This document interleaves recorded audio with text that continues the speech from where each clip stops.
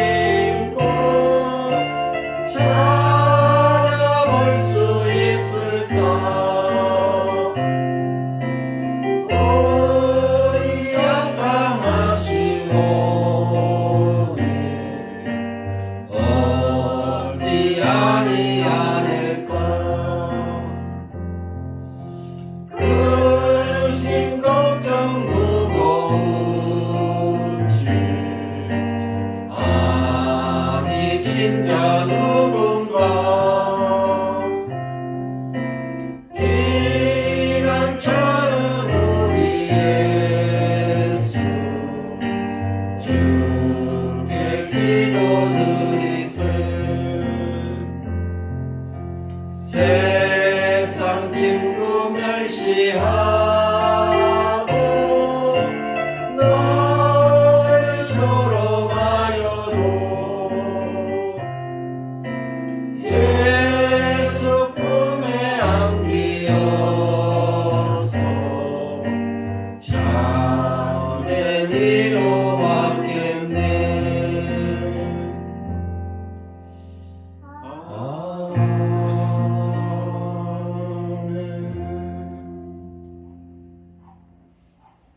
같이 사도신경 하시면서 준비를 시작하겠습니다.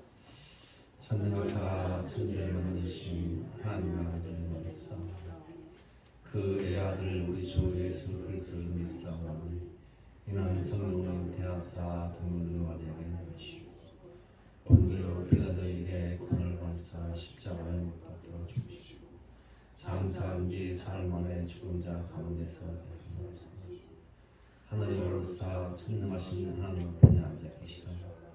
저에서 산자와 죽은 자를 심판하시고 성령을 믿사오니 거룩한 구매와 성부와 지혜를 사하여 주신 것과 몸이 다이사하는 것과 영원히 사는 것을 믿사옵나이다.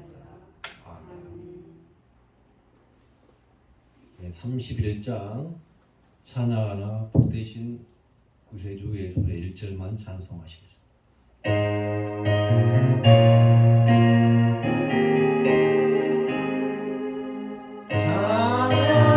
찬양하나 복되신 구세주 예수 백성들아 사랑을 전하세 경배하라 하늘의 전국과 전사 주님 앞에 영광을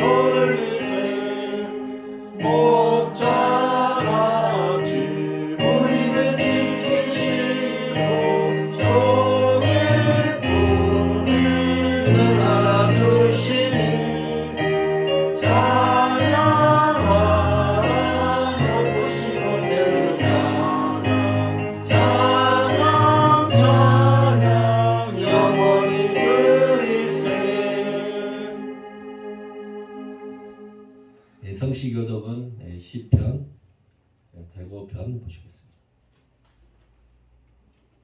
제가 1절 먼저 읽겠습니다. 여호와께 감사하고 그의 이름을 불러 아뢰며 그가 하는 일은 만민 중에 알게 하지어다. 그에게 노래하며 그를 찬양하며 그의 모든 기이한 일들을 말할지어다. 그의 거룩한 이름이 자랑하라. 여호와를 구하는 자들은 마음이 즐거울지로다. 여호와 그의 능력을 구할지어다. 그의 얼굴을 항상 구할지어다. 그의 종 아브라함의 후손 곧 택하신 야곱의 자손 너희는 그가 행하신 기적과 그의 이적과 그의 입의 판단을 기억할지어다. 그는 여호와 우리의 하나님이시라. 그의 판단이 온 땅에 있도다. 그는 그의 언약 곧 천대에 걸쳐 명령하신 말씀을 영원히 기억하였으니 이것은 아브라함과 맺은 언약이고 이삭에게 하신 맹세이며 야곱에게 세우신 율례 곧 이스라엘에게 하신 영원한 언약이라. 이르시기를 내가 가나안 땅을 내게 주고 너희에게 할당된 소유가 되게 하리라 하셨도다. 아멘. 다 같이 합심 기도드리는데 각자 기도 제목과 또 교회와 아니 또 나라와 특히 또 제가 어제 김명기 집사님과 통화를 했더니 그 사람 자기 근무하는 직원들이 많이 나가가지고 쉴 틈이 없다고 그래서 교회를 못 나오고 있다고 하니 그 소형 사람이 힘들 수 있도록 같이 기도 좀 해주시기 바랍니다. 같이 합심 기도 드리겠습니다.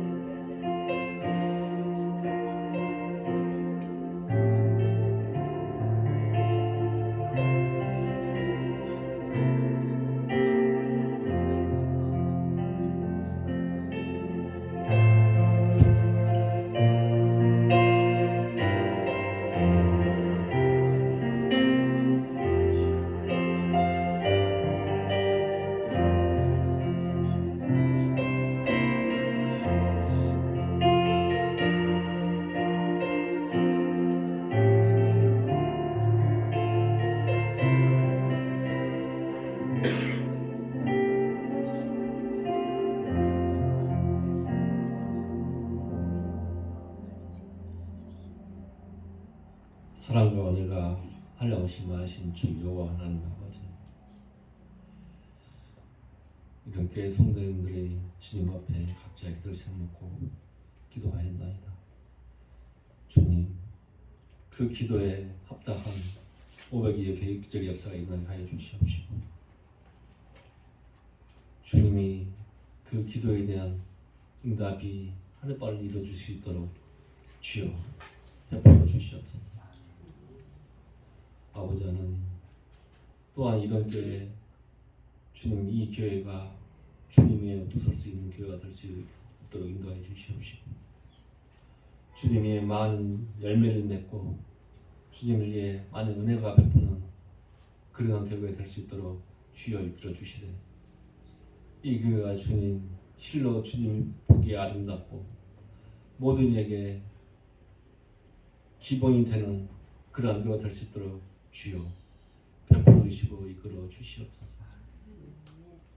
또한 아버지 하나님, 이 나라와 전 세계가 모든 고통 속에 있나이다. 그 원인은 다 인간의 욕심 때문이오니 주여 모든 걸 베풀어 주시어서 주님 이 인간을 사랑하여 주시어서 그 잘못을 주의 보혈로서 다 덮어주시되 우리가 다시 일어나고 다시 주님을 찾고 간절히 주님을 찾을 수 있도록 인도하여 주시되 그 길도 주님이 터 주시옵소서.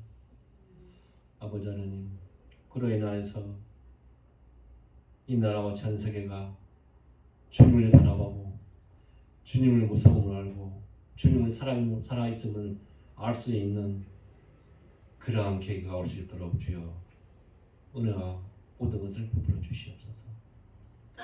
아버지 하나님, 특히도 오늘 이상 목사님 설교 말씀 전할 때에 주님이 이끄시고 주님이 하고 싶은 전달하고 싶은 그러한 한 말 한 말씀이 우리의 가슴에 생명의 양식이 될 수 있도록 이끌어 주시되 이성 목사님 특히 건강도 지켜 붙들어 주시옵시고 이성 목사님 하고 계시는 모든 활동 중 주님이 그 길도 이끌어 주시옵소서. 아버지 하나님, 우리 이런 교회 성도님들 가정마다 주님이 모든 걸 베풀어 주시옵시고 특히 이런 교회 성도들 가정마다 모든 걸 베풀 수 있는 능력이 있는 그런 가정이 될 수 있도록 인도하여 주시되 감사와 대감사가 주님이시여 항시 꼽히는 그러한 가정이 될 수 있도록 인도하여 주시옵소서. 모든 건 다 주께 부탁하고 우리 주 예수 그리스도 이름으로 기도드렸습니다. 찬송가 254장 내주의 보혈은 1절부터 3절 찬송하시겠습니다.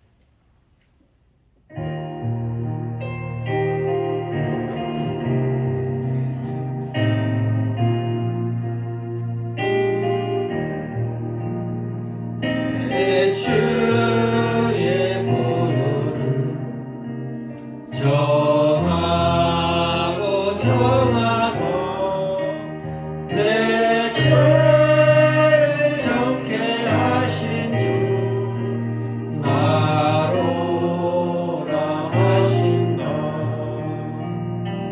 내가 주께로 지금 가오니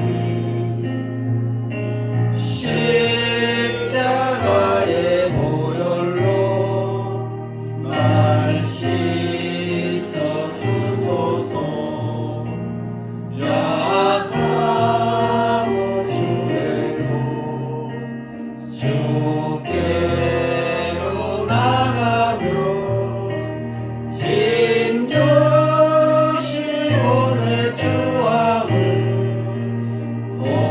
고시서 주시네. 내가 주께로 지금 가오니 십자가의 보혈로 날 씻어 주소서. 나로라 하심은 온전한 믿음과 또 사랑함과 평안함 다 주려 함이라. 내가 주께로 지금 가오니 십자가의 보혈로 날 씻어 주소서.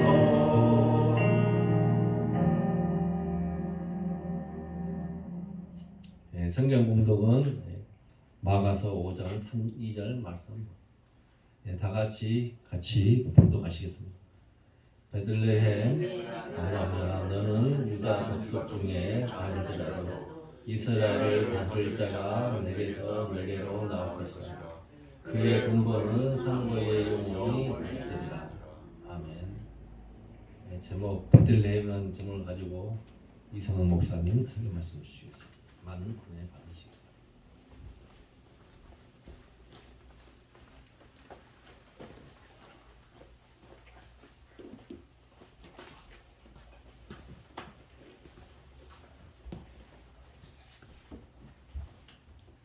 네, 감사합니다. 원래는 저희가 설교를 그 믿음 101, 그 복음 101 이렇게 해서 쭉 하다가 그것을 계속해서 이어나가야 되나 했는데 또 다음 주일에 또 저희들이 그 임직감사 예배로 전정훈 목사님 모셔서 말씀을 전할 것이고 그 본문이랑 제목은 받았어요. 그래서 다음 주 파워포인트도 다 만들었는데 또 이제 오늘 저녁에 이제 올리도록 하겠습니다. 그래서 이제 좀 오늘은 좀 쉬어가는 의미이기도 하고 또 그 제가 이제 요새 주님의 발자국이라는 책을 읽고 있는데 그게 그 아주 가장 최근에 성지에 대한 내용을 담은 거예요. 그래서 보니까 제가 또 은혜가 되고 또 우리 한 달 후면은 또 성탄절이잖아요. 그래서 오늘은 베들레헴이라는 제목으로 이렇게 했습니다. 근데 다음 주 하고 그 다음부터는 이제 우리들이 했던 그런 그 101 그것을 마무리하고 혹시 제가 또 이 읽고 베들레헴 다음엔 나사렛인데 나사렛 내용도 은혜가 되면은 조금 시리즈처럼 성경 그 지역 예수님의 발자취를 따라서 예수님의 생애를 따라서 누가복음에 나온 그 순서대로 그 저자가 다룬 것인데 글도 잘 썼고 번역도 잘했어요. 번역도 아주 이렇게 그 이만큼 두꺼운 책인데 참 잘했더라고요. 마음에 드는 책인데 그래서 그렇게 할까 생각 중입니다. 오늘은 일단은 베들레헴입니다. 그리고 베들레헴이 또 연결되는 건 양이 있어서 제가 양의 나라 뉴질랜드를 다녀왔잖아요. 그래서 베들레헴을 사봤습니다. 자 보십시다. 베들레헴이라는 곳이 뭐냐면 일단은 떡집이라고 되어 있어요. 벳이 그 집이에요. 지금도 이스라엘은 벳 어쩌고 이렇게 나옵니다. 레헴이 이제 그 떡인데요. 레켐이라고 하는데 떡집, 떡이 있는 곳인데 집이에요. 베이트가 집이에요.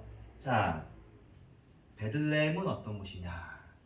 베들레헴이 어떤 곳이냐 하기 전에 좀 마음을 좀 익혀야죠. 왜 이 설교를 준비하게 되느냐 생각해 보면 우리의 인생이 베들레헴 같은 것이 아니냐 그런 이제 그 각도와 시각을 가지고 이 설교를 준비했습니다. 우리의 인생이 왜 베들레헴 같을까? 한번 볼까요? 우리의 인생도 슬픔과 기쁨이 있잖아요. 기쁨만 있는 것이 아니라 슬픔도 있어요. 예, 다 같이 있습니다. 어떻게 보면은 기쁨만 있으면 좋겠는데 그 기쁨이라는 것이 슬픔을 이렇게 배경으로 해서 이렇게 있습니다. 그 슬픔을 배경으로 해서 기쁨이 되기도 하고요. 네. 수요 예배 때도 언급을 했지만 뭐 10월 달 마지막 그달 또 이태원에서 또 굉장히 슬픈 일도 있었고 또 세월호를 포함해서 뭐 천안함도 있고 또 연평도 사건도 있고 6.25도 있고 뭐 칼기 폭파 사고도 있고 우리나라에만 그런 것이 아니라 또 다른 나라에도 슬픈 일들이 많이 있어요. 이 세상이 그런 일에게서 그런 일이 면제된 그런 일이 있을 수 없는 세상이 되었으면 좋겠는데 그런 세상은 존재하고 그런 세상이 천국이에요. 그런 세상이 없다면 우리에게 그런 세상을 바라는 마음이 있는 게 우리를 힘들게 할 거예요. 근데 그런 세상이 존재하는데 아직 그런 세상이 아닙니다. 그래서 아직 이 세상이기 때문에 슬픔이 있고 그럼에도 불구하고 이 세상이 그 세상을 바라보기 때문에 기쁨이 있는 것인데 베들레헴은 그럼 어떤 의미에서 슬픔과 기쁨이 있는 곳이냐? 베들레헴은 역사적으로 구약에서 그 라헬이 죽은 곳입니다. 라헬이 누구냐면 그 이스라엘이 레아하고 라헬하고 결혼했잖아요. 야곱이. 그래서 야곱이 아주 사랑하는 아내인데 이제 라반의 집에서 나오다가 베냐민을 낳으면서 죽어요. 근데 그 죽은 장소가 베들레헴이라고 합니다. 그러니까 참 슬픈 일이죠. 다른 사람들이 죽기 전에 그 야곱도 아니고 그 아들들도 아니고 그런데 다른 여종들도 안 죽고 그랬는데 라헬이 이상하죠. 참. 가장 사랑하고 가장 예뻐하고 정말 7년을 하루같이 봉사했던 그 라헬이 먼저 죽어요. 사실은 이게 어떻게 보면 나중에 보면 그 요셉 이야기하고 연결되는 거예요. 라헬에게서 낳은 첫 아들이 요셉이거든요. 그러니까 12아들이 있어도 위에 10아들은 다 레아와 또 빌하와 그 레아의 종과 라헬의 종에게서 낳은 아들이고 내가 사랑하는 이제 이른바 내 아내, 내가 예뻐하는 아내가 낳은 첫 아들은 요셉이에요. 요셉이라는 이름의 뜻은 더 낳았으면 좋겠다라는 뜻이어서 요셉이에요. 근데 더 낳으려고 해서 두 번째를 낳았는데 그게 베냐민이거든요. 근데 베냐민은 뭐냐면 보라 아들이라 그런 뜻이었대요. 근데 아들인 거 확인하고는 나이를 죽어요. 그러니까 요셉과 베냐민의 사이는 굉장히 가까운 사이입니다. 이제 다른 형제들은 배다른 형이고 여기는 자기 친동생이고 그래서 창세기 그 요셉 이야기는 베냐민을 중심으로 해서 움직여지는 것이죠. 야곱의 입장에서는 너무나 슬픈 일이죠. 또 기쁜 일이기도 합니다. 아들이 태어났으니까. 근데 그 아들이 태어남을 통해서 자기 아내가 죽었습니다.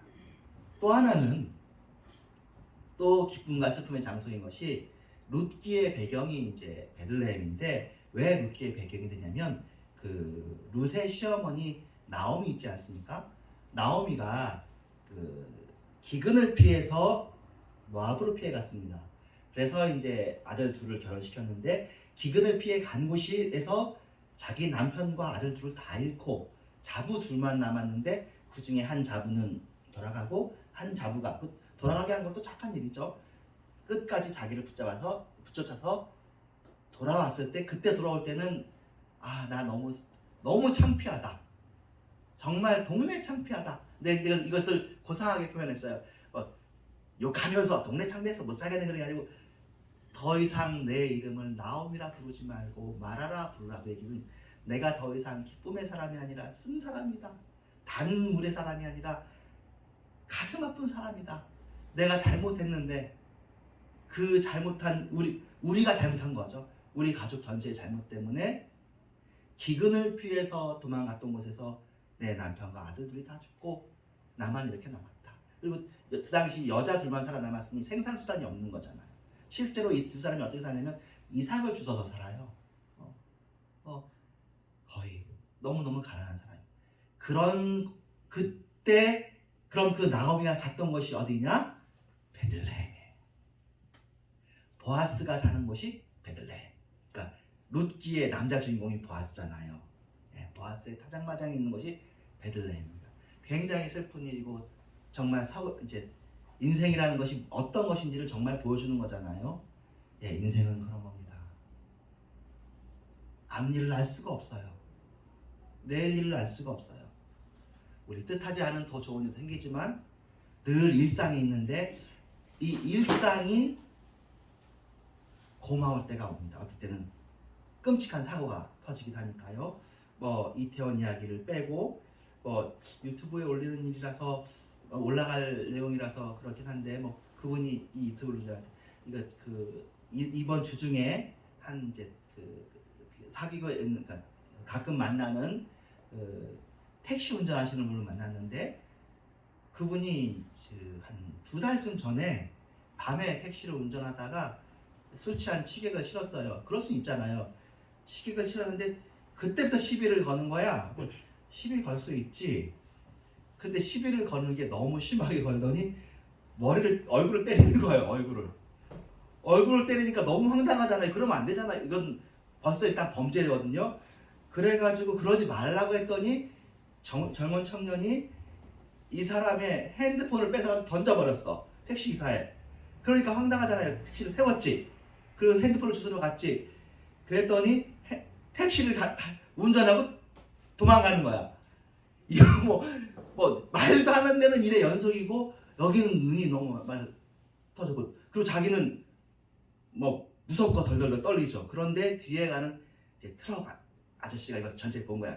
택시가 왔다 갔다 하는 걸 보고 이상한 게 있는 걸 보고 타라고 해가지고 자기 옆에 태우고는 그 택시를 쫓아갔어. 그리고 그 택시를 잡았어요. 가면서 119 전화하고 경찰 전화해가지고 앞에 막아가지고 잡았어요. 그래가지고는 뭐 저희한테 사진 보여주는데 애가 터지고 막 뭐 무서웠다고 그래요. 자기는 119에 전화가 엄두도 안 나고 그래가지고 병원에 입원했거든요.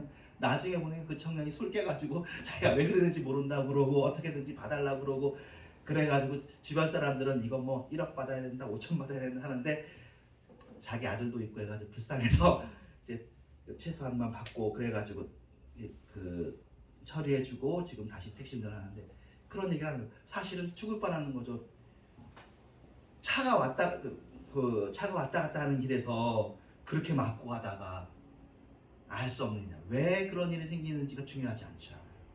이 세상은 어떻게 그렇게 취약한 곳입니다. 연약한 곳입니다. 누군가 우리를 위협하고 우리를 협박하면 우리의 안전이 날아갈 수도 있는 그런 곳이에요. 그러니까 참 슬프죠. 그런 게 슬프죠. 이 다음에 보면 이제 2세 이하 아이 살해하는 이야기가 나오는데 이게 언제 살해하냐면 예수님 이야기와 관련돼서 살해하거든요. 예수님이 오셨을 때에 그 별을 보고 이렇게 동방에서 박사들이 오잖아요. 근데 그 시기를 물어가지고 헤롯이 이 사람이 왜냐면 이스라엘의 왕으로 온다 사람이라고 하니까 헤롯한테 이 이야기가 굉장히 싫은 거예요. 왜 싫으냐면 이스라엘 사람하고 에돔 사람은 원래부터 원수입니다. 구약의 그 원래 사실은 이게 원래 원수는 아니죠. 왜냐면 에돔 사람은 에서의 후손이고 이스라엘 사람은 야곱의 후손이라고요. 원래 형제잖아요. 친해야 되는데도 불구하고 이게 결정적으로 틀어진 게 그 이스라엘하고 그러니까 애굽하고 야세는 에돔 그 에서는 화해를 했어요. 화해를 했는데도 불구하고 야곱이 에서를 좀 무서워해가지고 서로 각각 따로 지내면서 에서는 에서대로 큰 민족을 이루었고 이스라엘은 이스라엘대로 큰 민족을 이루었는데 나중에 이게 진짜 원수가 된 것은 이 이스라엘이 남쪽 유다하고 남쪽 유다 북쪽 이스라엘을 나누었는데 이 두 나라가 망할 때 에돔은 안 망합니다. 그 높은 곳에 있었기 때문에 주변 아수라하고 바벨론 이렇게 있을 때 에돔은 망하지 않아요. 근데 망하지 않으면서 형제인 나라가 망할 때 그걸 보고 기뻐하면서 노량물을 탈취합니다. 이게 구약 성경에 나오는 얘기예요. 그래서 이것에 대해서 하나님이 진노하고 선지자를 통해서 얘기하죠. 너의 동생 나라인데 사실은 동생 나라가 망할 때 그걸 기뻐해서 되느냐? 너네 동생 나라는 다시 세워지겠지만 너네 나라는 다시 세워지지 못한다. 망할 것이다. 실제로 역사적으로 에돔이라는 나라는 없어지는데 그 에돔 나라의 후손 사람 중에 하나가 헤롯이 되어가지고 헤롯 왕이거든요. 그러니까 헤롯 왕은 출신 성분이 이스라엘 사람이라기보다는 에돔 혈통인 거예요. 그렇기 때문에 헤롯은 늘 불안해요. 누군가 적법한 왕이 나타나서 자신을 찬탈할까봐. 이미 사실 헤롯이 되기 전에 그런 싸움이 한 번 있었습니다. 예. 예수님 오기 전 시대에 유다의 사자라는 이름을 가진 가문이 일어나가지고 반란을 일으켜서 크게 성공한 일이 있었거든요. 그것을 진압하고 로마가 들어섰고 로마가 세운 총독이 있을 것이고 또 여기는 분봉왕으로 헤롯이 있는 거예요. 헤롯이 굉장히 교묘한 정치가라 당대에 한 60에서 100년간을 지배하는 사람이에요. 그 가문이. 헤롯이 대헤롯, 아버지 헤롯이 있고 아들들이 있는데 이 아들들까지 이 살 때에 예수님이 등장하거든요. 그러니까 적법한 이스라엘의 왕이 온다니까 헤롯이 생각할 땐 정치적인 왕이고 군사적인 왕이잖아요. 그러니까 아예 씨를 말려야 되겠다고 생각하고 2살 이하의 아이들을 죽이는 일들을 하게 됩니다. 하나님이 살아계시면 그걸 막아야 되잖아요. 이건 영아 살해인데 그 일대에 그래서 베들레헴이 아이를 잃어버린 마을이라는 거예요. 베들레헴과 그 일대가 너무너무 슬픈 일입니다. 너무너무 슬픈 일입니다. 이 세상은 그런 것입니다. 우리는 철통 같은 안전을 나의 안전은 완전히 보호받아야 된다고 생각하는데 생각보다 물론 최선을 다해야죠. 우리가 최선을 다해서 조심하고 애를 쓰고 그러고 싶지만 우리도 건강하고 싶고 오래 살고 싶고 우리 아이들도 보호하고 싶고 안전과 보호가 필요한데 느닷없는 공격들이 올 수가 있는 사건과 사고가 생길 수 있는 그런 세상에 우리가 살고 있습니다. 그것이 베들레헴이라는 곳이에요. 그것이 우리의 인생이라는 곳이에요. 근데 거기에 예수님이 오시는 거죠. 베들레헴. 예수님에 대한 시몬의 예언도 슬픔과 기쁨을 같이 합니다. 시몬이라는 나이 드신 분이 예수님에 대해서 예언을 하는데 마리아가 이제 임신하였을 때 그래가지고 예수님을 데리고 갔을 때 시몬과 안나 남자 중에 대표 여자 중에 대표가 있었습니다. 그 메시아가 올 것을 기다렸던 사람입니다. 시몬의 예언 중에 뭐가 있냐면 이 아이는 찌르는 칼이 되어서 너를 슬프게 할 것이다. 그런 얘기를 마리아한테 합니다. 이 아이는 많은 사람을 돌아오게 될 아이인데 그러나 너한테는 슬픔이 있을 것이다. 이게 나중에 보면 십자가에서 완성되어지잖아요. 그죠? 예, 베들레헴은 기쁨을 담고 있지만 슬픔이 그 안에 있는 그런 곳입니다. 인생이라는 것이 항상 즐거움만 있었으면 좋겠지만 슬픔도 있을 수 있다. 어쩔 수 없구나. 심지어 예수님 곳조차도 예수님이 태어날 그 곳조차도 슬픔과 기쁨이 섞여 있는 그런 것입니다. 모든 인생에는 기쁨과 슬픔이 함께 있는데 베들레헴 그것도 그런 것입니다. 어떻게 보면 베들레헴이 떡집인데 그 떡은 무슨 떡이에요? 사람이 떡으로만 살 것이 아니라 하나님의 말씀으로 살 것이다. 그것을 의미하는 것인지도 몰라요. 우리가 떡으로는 육신을 살 수 있지만 베들레헴에서 우리가 진정으로 먹어야 될 건 무엇입니까? 하나님의 말씀이신 예수 그리스도시니까. 예, 우리가 인생을 살면서 정말 슬픈 일만 생각하면 정말 세상 살기 싫고 힘들고 하지만 이 힘들고 어려운 이 세상에 소망이 되시는 분, 우리의 목자가 되시는 분, 예수님이 계셔서 우리의 별이 되어 주십니다. 두 번째, 목자. 이 베들레헴은 일단 별명이 다윗의 고향이에요. 다윗의 도시 베들레헴입니다. 그러니까 다윗이 왜 중요하냐면은 메시아가 그리스도가 다윗의 후손으로 오는 건데 그 사무엘 있지 않습니까? 그 이스라엘의 1대 왕 사울을 사무엘이 기름 부어서 세웠어요. 그런데 사울이 잘못하는 거예요. 이상하죠? 하나님이 사실은 근데 사울이 잘못하는 것은 예건되어 있는 것 같아요. 왜냐하면 하나님께서 왕을 세우려고 세운 것이 아니라 백성들이 하나님이 왕 되는 것을 싫어해서 사실은 하나님이 유일한 왕인데 우리에게도 왕을 주소서 그렇게 해서 왕을 세운 게 사울이거든요. 우리도 왕이 있어서 다른 나라들처럼 우리를 대표할 사람이 있었으면 좋겠습니다. 그거예요. 하나님이 얘기해요. 그 사람은 너네들 위해 군림할 것이고 너네들의 자식을 종으로 섬길 것이고 너네들의 자식을 군대로 데려갈 것이고 너네들에게 세금을 매길 것이고 그런데도 필요하냐? 나는 너네들한테 그렇게 하지 않을 것인데 그래도 괜찮냐? 그래도 달라 그래서 왕을 줍니다. 그게 사울 왕이에요. 지금까지도 뭐 우리가 다 그렇게 살잖아요.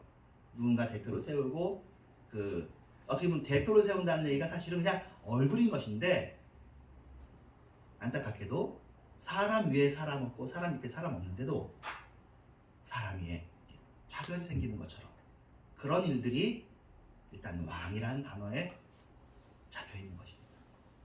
그런데 이 사울왕이 실패했을 때 하나님께서는 더 좋은 왕을 예비하시는데 사무엘에게 내가 지시할 사람한테 가서 기름을 부으라고 해요. 그래가지고 지시하는 장소가 보니까 베들레헴인 거예요. 베들레헴에 갔더니 한 집이 있는데 이새가 있고 여러분이 아시는 것처럼 아들들이 쭉 있는데 큰아들도 잘생겼고 둘째 아들도 잘생겼고 셋째 아들도 잘생겼는데 잘생긴 아들, 키 큰 아들 다 빼놓고 하나님이 다 아니래. 그럼 내가 여기 왜 왔어요? 하나님이 한 명 더 있대. 이 중에 자리에 없는 아들이 있느냐 했더니 막내 아들이 있는데 지금 어디 갔냐면 일하러 갔다는 거예요. 아버지 생각에도 이 아들은 사무엘 선지자가 왔을 때 우리 집을 대표할 사람이 아닌 거야. 왜 그런 글쎄요. 그 당시 이새의 마음에 대해서 우리가 다 알 수는 없지만 한 가지 분명한 건 다윗이 거기에 대해서 화내지 않았던 것 같아요. 예, 집안 행사인데 나는 빼고 하는 거야. 나는 빼고 나는 뭐해? 나는 이제 이른바 설거지하고 밥 차리고 그러니까 목동일하고 가는데 이거 사실은 그 종시켜도 될 거 아니에요. 그 집이 튼튼했으면 종이 해야 될 일 같은 일을 시켰는데 그냥 가는 거야. 나중에 보면 다윗이 그 뒤에도 심부름을 엄청 잘해요. 이 심부름이라는 게 중요한데 여러분 사도 있잖아요. 신약에 보면 사도도 결국 보냄을 받은 사람이에요. 뭐 하라고 보냄을 받는? 심부름하라고 보낸 사람이에요. 우리는 하나님 심부름하면 되는 거지 뭐 특별히 우리 일을 하는 건 아니거든요. 그러니까 아주 다윗이 심부름을 잘하는 사람이었어요. 그래서 심부름을 가했던 다윗을 데리고 왔는데 사무엘이 보기에도 또 하나님 보기에도 그가 몰아가지고 그에게 기록을 듣죠. 그래서 그 다윗의 고향이 메시아의 고향인데 나중에 보면 다윗의 직업인 그 목자가 결국에는 하나님의 직업으로 이렇게 승화가 되어집니다. 하나님을 목자라고 불러요. 목자. 그리고는 우리가 예수님을 뭐라고 불러요? 선한 목자라고 불러요. 제가 이번에 이제 설교 준비하면서 생각해 보니까 왕보다 목자가 더 좋은 말일 수도 있겠구나라는 생각이 들었어요. 이제 동의하실 수도 있고 동의하시지 않을 수도 있고 신학적으로 제가 의미 있는 얘기는 아니고 또 목사님들이 얘기할 때 그 목사님들하고도 뭐 의논해 본 건 아니고 그냥 제가 생각하기에 그런 거예요. 왕은 같은 사람이잖아요. 사람 중에 누군가 하나를 딱 떼어내어서 물론 선출할 수도 있지만 자기가 싸워서 이겨서 왕이 될 수도 있겠지. 힘이 세니까 나를 따르라 했을 수도 있겠지. 그래서 어쨌든 그래가지고 세워진 왕은 이 왕 제도를 지키기 위해서 비용이 많이 발생합니다. 그래서 사람이 왕을 위해 존재하는 게 왕이에요. 물론 왕도 기여를 해야죠. 왕도 그래가지고 전쟁할 때는 나가서 싸워줘야 되고 백성을 지켜줘야 되고 해죠. 그런데 보니까 제 생각이에요. 목자하고 양은 전혀 달라요. 왕하고 백성은 같은 종류야. 그러니까 같은 사람이에요. 근데 목자하고 양은 종류가 달라. 이게 더 맞는 것 같은 게 우리는 다 양이야. 우리는 다 양인데 목자는 사람인 거잖아요. 그러니까 신인 거죠, 신. 그러니까 우리 사람들을 다 양으로 준다면, 그러니까 비율인 거예요. 목자 대 양은 누구 대 사람 이런 건데 양은 대체적으로 그거거든요. 자기를 보호할 능력이 없고 순하고 누군가 이끌어줘야 가고 그게 양의 특징이래요. 우리는 우리 생각에는 우리가 똑똑하고 우리를 이끌어줄 필요가 아무도 없고 우리 나름대로 훌륭하지만 하나님이 볼 땐 우리는 다 양 같은 거예요. 누군가 보호해주지 않으면 안 되는 존재들이야. 그래서 하나님이 실제로 목자로 오시는 거죠. 아, 그렇구나. 왕은 제 생각에 왕은 주로 섬김을 받는 게 일이라면 목자는 진짜 섬기러 왔구나. 인간 세상에서의 목자는 달라요. 인간 세상에서의 목자는 뭐예요? 우리가 목자에게 돈을 주든지 뭐 통싹을 줘가지고 양을 섬기는 거예요. 그런데 인간 전체를 양으로 본다면 아니 그리고 만약에 그 사람 그냥 양들이 있어요. 양들이 쭉 있어. 내가 사람이에요. 가만 놔두면 양들이 죽을 것 같아. 그래서 양들을 이끄는 거야. 내 일이 아닌데 양들의 이익을 위해서. 제가 보기에 목자의 역할은 그런 거예요. 하나님께서는 우리의 이익을 위해서, 우리의 유익을 위해서 자신을 버리고 자신을 내려놓고 성육신이 하셨다는 얘기죠. 목자로 오셨다는 거죠. 왕은 사람 중에 뭐 선출하든 자기가 스스로 올라가는 것이지만 목자는 다른 거구나. 제 생각엔 그런 생각이 들었습니다. 아, 목자라는 말이 참 귀한 말이다 라는 생각이 들었고, 그런 의미에서 이제 목회라는 말도 정말 조심스럽게 잘 사용해야 되겠구나. 참된 목사님은 참된 목회자는 누게 오직 하나님뿐이죠. 예수님이 말한 거죠. 누가 선생님이겠느냐? 그런 것처럼 참된 교회의 주인은 하나님이셔요. 그리스도 교회의 머리는 그리스도시고 우리가 그 일을 어떻게 이름을 목사라고 불러서 또 우리에게 또 장로라고 불러서 우리를 지도자라고 불러서 예수님은 지도자라 부르는 받지 말라고 하지만 어쨌든 우리가 장로로 또 목사로 권사로 지도자로 불렀을 때는 얼마나 우리가 두렵고 떨림으로 이 사역을 감당해야 되겠구나. 그런 생각이 들어졌습니다. 감사한 거는 최근에 이제 또 다른 문헌을 보니까 이제 목자 말고도 양들 중에도 리더 양이 좀 있대요. 그럼 그 리더 양들은 목자처럼 인도하는 것은 아니고 그 양들과 같이 있으면서 조금 이렇게 인도하는 그런 수도 있다니까 혹시 그 정도의 역할을 할 수도 있겠죠. 그럴 때는 양과 양 같은 양이니까요. 근데 예수님은 달라요. 양이 보지 못하는 것을 보시는 분이 목자예요. 그러니까 사실은 여러분들이 저한테 기대하는 것들도 그렇고 우리들이 리더한테 기대하는 게 그거잖아요. 우리들이 보지 못하는 걸 봐줬으면 우리를 인도해 줬으면 하는 건데 제가 알거든요. 똑같아요. 사람이에요. 사람일 뿐이에요. 예, 물론 본다고 하겠지만 어쩔 수가 없어요. 근데 물론 그 리더가 있는 건 되게 도움이 되는 일이에요. 리더가 없는 것보다는 확실히 도움이 됩니다. 없으면 사분오열 하니까. 그렇지만 그런 의미에서 모든 리더 서적이나 리더 다 은퇴한 다음에 다 하는 게 리더는 외롭다고 얘기하거든요. 외로울 수밖에 없죠. 자기는 모르는데 아는 척 해야 되잖아요. 근데 아예 모르는 건 아니겠죠. 아예 모르는 건 아니고 하지만 누구도 하나님은 아니에요.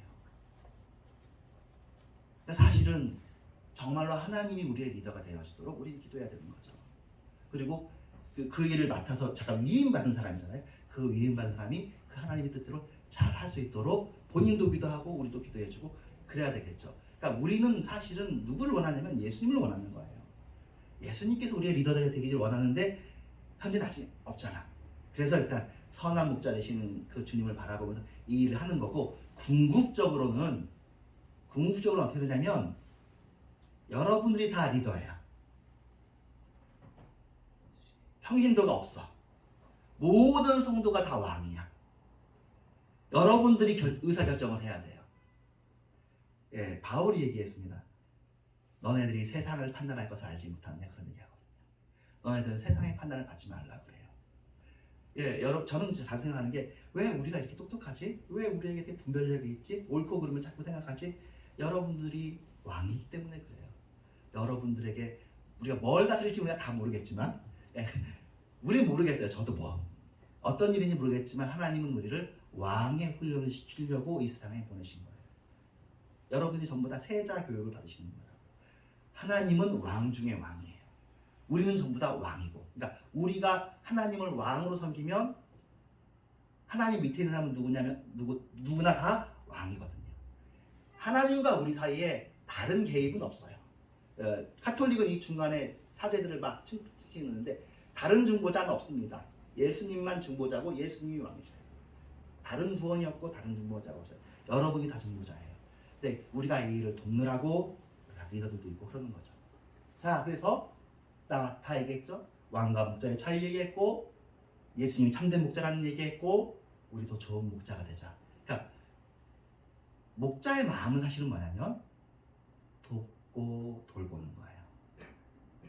돕고 돌보는 거. 그러니까 제가 아가페를 계속 얘기하잖아요. 다른 사람을 돕고 돌보기를 원하는 사람들은 왕입니다. 목자 왕이에요. 어떻게 하면 도울까? 근데 방법은 각각 다 달라요.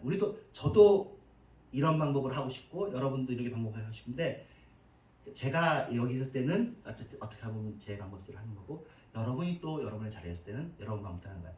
그래서 이 방법이 항상 옳은 것은 아니에요. 이건 재미있게도 플라톤이 얘기하는 거예요. 그 방법은 그때는 옳지만 그 이후에는 달라진대요. 정의란 무엇인가라는 그 국가라는 책에서 얘기했대요. 뭐 하나를 정의라고 얘기할 수 없대. 그때는 정의지만 이때는 정의가 아니에요. 그러니까 플라톤도 똑똑한 거죠. 정의는 어디에 있어요? 하나님한테만 있는 거예요. 이 세상 안에는 한때 정이었던 것이 바뀌어요. 상황이 바뀌면 그렇게 하면 안 되는 거야. 그래서 계속 우리의 마음속에 그리스도의 마음이 있는 것이 중요하지, 이 한 가지 방식을 계속 고집하는 것이 실수가 될 수도 있는 거죠. 자, 세 번째 이야기. 쉴 곳이 없으셨던 예수님. 베들레헴에 예수님이 쉴 곳이 없었다는 얘기는 여러분이 잘 압니다. 요셉과 마리아가 베들레헴에 함께 간 이유에 대해서 아까 그 책이 새로운 책이라서 제가 여러분들도 처음 듣는 얘기일 것이에요. 왜냐면 제가 처음 듣는 얘기니까. 원래는 요셉만 가야 된대요. 호구조사할 때.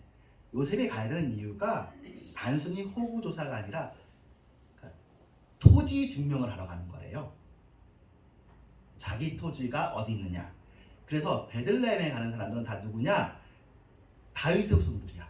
근데 다윗의 후손들이 다 뿔뿔이 흩어져 있는 거지. 숫자가 많았나 봐요. 그 사람들이 베들레헴으로 왔는데 이제 엄청 많았던 거. 그러니까 그 사람들이 다 뿔뿔이 흩어졌다는 얘기는 베들레헴에 살아야 되는데도 불구하고 이 사람들이 천향하게 되었다는 걸 뜻하기도 하고, 두 번째는 근데 왜 마리아도 왔을까? 여자는 안 움직인대요. 마리아가 왔다는 의미는 그런 거래요. 마리아는 장녀고 마리아 이름으로도 땅이 있다. 그래서 요셉의 땅도 찾고 마리아 땅도 찾으려고 둘이 왔을 거래요. 학자가 얘기하는 거니까 성경에 써 있는 이야기는 아니지만 우리는 당연히 정혼한 사이니까 왔겠지 하지만 그렇다고 합니다. 자, 요셉과 마리아가 둘 다 왔고, 또 하나는 그래서 다윗의 후손이 뿔뿔이 흩어졌다는 얘기도 했죠. 그러니까 적법한 정당한 사람들이 억울한 일을 당하는 일이 세상에 있어요. 그런데 하나님은 그걸 알죠. 근데 두 번째 얘기는 또 새로운 얘기가 뭐냐면, 우리는 사관에 머물 곳이 없어서 마국간에 들어갔다고 써 있는데, 알고 있는데 성경은 마국간이라는 단어는 없어요. 구란 단어는 구요. 여기도 그러니까 사실은 제가 마국간이라 여러분이 보기 쉽게 썼지만 구유가 있어요. 그럼 뭐냐면 이런 거래요. 여관은 있어. 그런데 이 여관에선 애를 낳기는 따뜻한 곳이 아니야. 더 따뜻한 곳은 보통 동굴이래요. 동굴 안에, 집 안에 동굴이 있어서 이 동굴 안에 이게 더 따뜻하고 집도 있고 이래가지고 지푸라기도 있고 해가지고 동물들 간에 넣었는데, 여기가 더 아기를 낳는데 더 좋은 곳이라서 더 사적인 공간을 허락해 준 것이다. 그렇게 설명을 하더라고요. 그러니까 해석 중에 하나인 거죠. 우리가 실제로 그것을 가보지 못했지만. 그래서 방일서는 여기 방일서요 하는 영국에서 덕구는 정말 사람들이 다 예수님 오라고 안 하는데 바보 덕구가 예수님 여기 방에 있어야 하는 그런 얘기를 한다면, 지금 이 이야기는 방은 있는데 더 좋은 곳으로, 그래서 그 구유가 그래도 깨끗한 곳으로 이 여관 주인의 배려를 보여주는 거라고 합니다. 그런데 그래서 이 구유하고 예수님은 사실은 어울리진 않잖아요. 더 좋은 곳에 사실은 있어야 되죠. 물론 그 상황에선 제일 좋은 곳이었지만, 제 해석은 아니지만 이렇게 설명하기도 해요. 이거는 여러분이 은혜가 되는 해석인지는 모르지만 해석 중에 하나인데, 그 구유가 짐승의 밥통이잖아요. 베들레헴은 떡집이잖아요.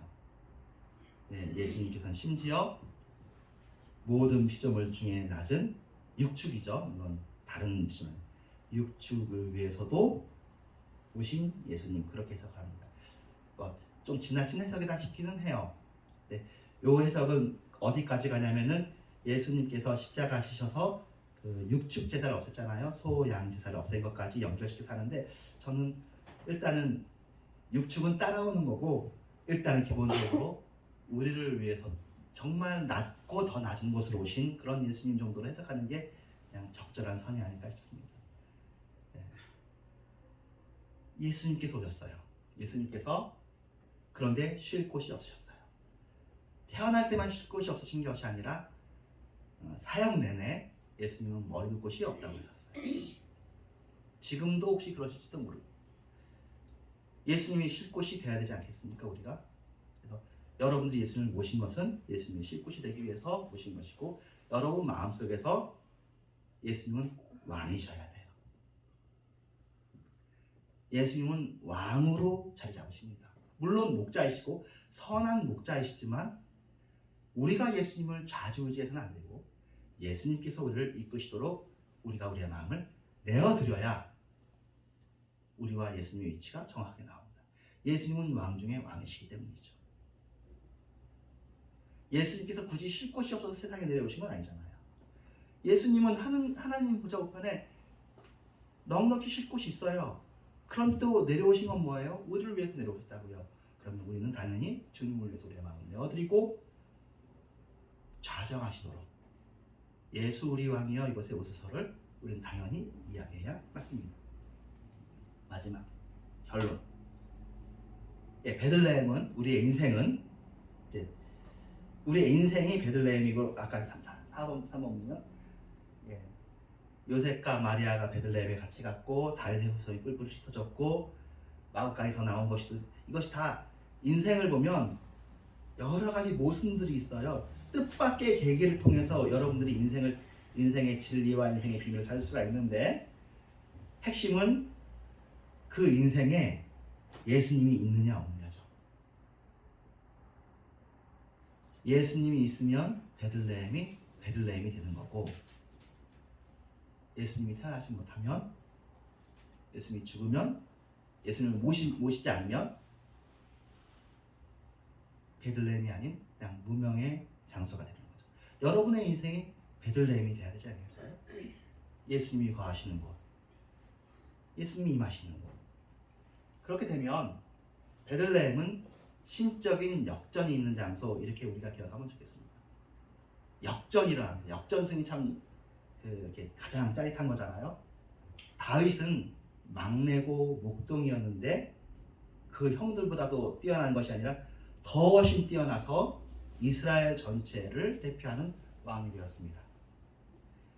예수님은 뿔뿔이 흩어진 패족, 그러니까 잊혀진 왕족의 왕족인 아빠, 잊혀진 왕족인 엄마를 두고 있는 사람이고 어떻게 보면은 약혼 중에 임신이 됐기 때문에 약간 사생아 비슷한 출생에 대해서는 참 어려운 상황이거든요. 그런데 그 예수님을 들러일으켜서 만군의 주 메시아로 삼아주셨습니다. 예수님이 계셨던 나사렛도 마찬가지고 베들레헴도 특징이 그거예요. 너무나 미약한 곳인데 중요한 곳이 되었다. 마지막으로 우리들이죠. 우리들도 신적인 역전이 우리 안에서 우리를 일으켜 주십니다. 우리야말로 연약하죠. 우리를 누가 알아주나요? 여러분이 여기 왔다 갔다 하는 것이 뭐 CNN에 나오거나 우리가 예배를 드렸다 하는 것이 뭐 KBS에 나오거나 YTN에 나오거나 그런 건 아니잖아요. 드디어 이런 교회가 예배를 드렸습니다. 막 카메라에 쫙 서 있고 막 뉴스에 나오고 그런 건 아니에요. 우리는 그렇게 뉴스에 나오고 뭐 장관이거나 의원이거나 뭐 교수거나 총장이거나 뭐 이런 사람들에게 스포트라이트가 가는 것, 배우거나 그걸 당연하게 생각합니다. 우리들은 우리 자신을 소홀하게 하찮게 생각할 수 있습니다. 하나님은 그렇게 생각하지 않습니다. 하나님 보시기에 여러분 한 사람 한 사람은 너무나 소중합니다. 여러분 한 사람 한 사람이 베들레헴이고 예수님께서 그 가운데 거하실 신적 임재의 거소이기 때문에 잠시 거하시는 것이 아니라 좌정하실 수 있는 곳이 사람입니다. 한 번 거하신 다음에 내주하시겠다고 하십니다.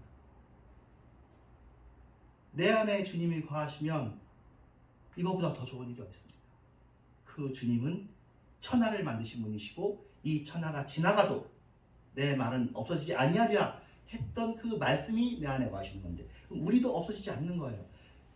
절대 안전이 우리에게 확보되는 거죠.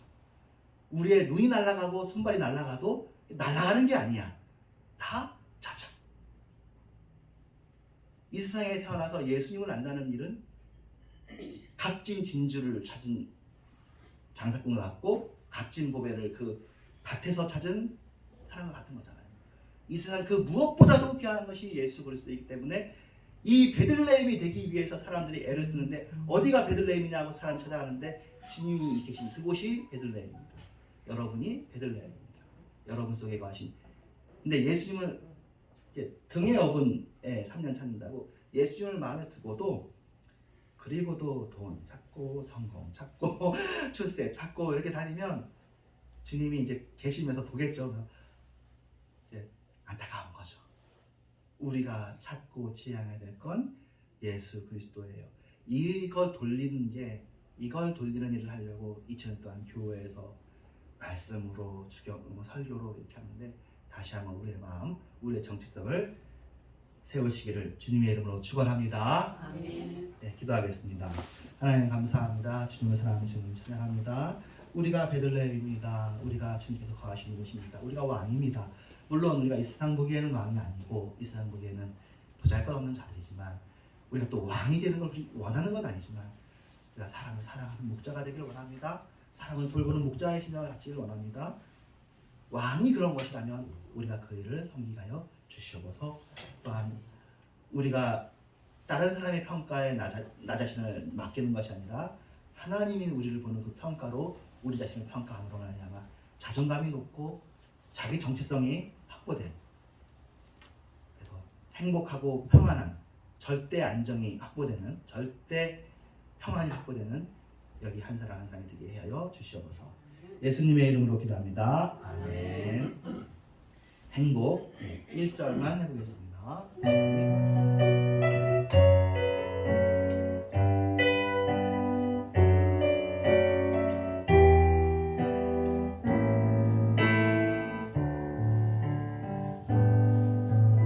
화려하지 않아도 정결하게 사는 삶, 가진 것이 적어도 감사하며 사는 삶, 내게 주신 자유니 나눠주며 사는 삶, 이것이 나의 삶의 행복이라오. 이것이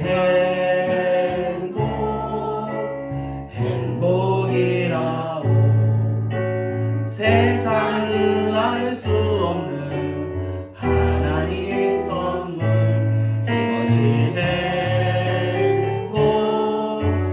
행복이라오. 하나님의 자녀로 살아가는 것, 이것이 행복이라오. 헌금 기도하겠습니다.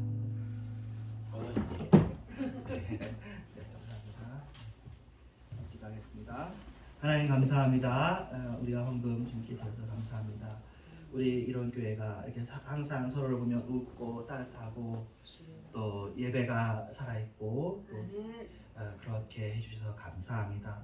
우리의 마음속에 정말 어두운 마음이나 나눠지는 마음이나 불편한 마음이 없고 서운한 마음이 없고 이렇게 늘 정말 변함없이 그렇게 주님 날 때까지 그렇게 살다가 또 저에게 오시는 또 이렇게 좋은 분들 우리가 최대한 섬기고 또 행복하게 교제 나누면서 이렇게 살다가 주님 앞에 나가게 하여 주시옵시며, 할 수 있는 건 저희들의 자녀들과 저희들의 손자들이 주님을 믿는 우리의 마음이 그들의 마음속에도 있게 하여 주시옵소서. 예수님의 또 귀한 예물 주님께 올려드리오니 받아 주시옵시며 예수님의 이름으로 기도합니다. 아멘. 네, 주기도문하고 축도하겠습니다.